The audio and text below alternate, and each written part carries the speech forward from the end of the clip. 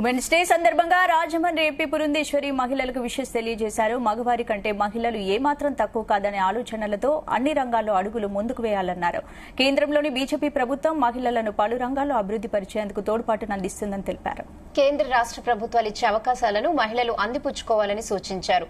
నారీ శక్తి చట్టం ద్వారా పార్లమెంట్ అసెంబ్లీలో మహిళలకు 33% సీట్లు కేటాయించేలా ప్రధాని మోదీ నిర్ణయించారని పురంధేశ్వరి తెలిపారు.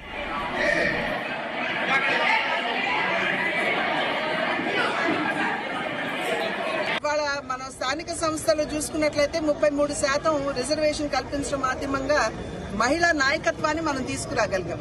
కానీ అదే మహిళా నాయకత్వం ఇవాళ చట్టసభల్లోకి కూడా రావాలి. కనుక నరేంద్ర మోడీ గారు నారీ శక్తి అధినియం అనేటువంటి ఒక చట్టంతో ఇవాళ అసెంబ్లీస్ లో అదేవిధంగా పార్లమెంట్ లో సైతం 33% రిజర్వేషన్ మహిళలు కల్పించాలి అని చెప్పి నిర్ణయం చేయడం జరిగింది. ఇది మాత్రమే కాకుండా అనేక కార్యక్రమాలు కేంద్ర ప్రభుత్వం జన్ధన్ యోజన కావచ్చు, ప్రధాన మంత్రి ఆవాస్ యోజన కింద 4 కోట్ల ఇళ్ల నిర్మాణం గత 5 సంవత్సరాల కాలంలో జరిగితే దానిలో 75% ఇళ్లు మహిళల పేరు మీదే ఉన్నాయి.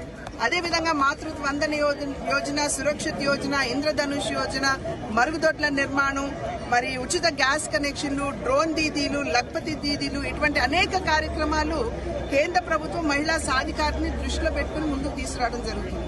కనుక దేశంలో ఉన్నటువంటి మహిళలందరికీ నేను చేసేటువంటి విజ్ఞప్తి, ప్రభుత్వం ఇచ్చేటువంటి అవకాశాలు ఖచ్చితంగా మనం అందరం కూడా అందిపుచ్చుకుంటూ ముందుకు వెళ్ళాలి.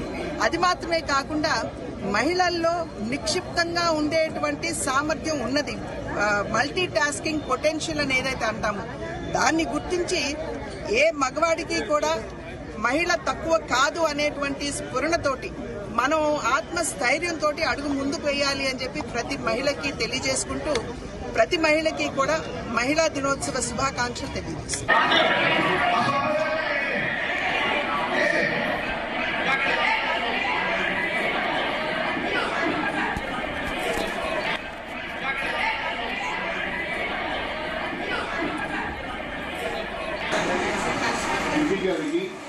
నాగమణి డ్రగ్స్ వారు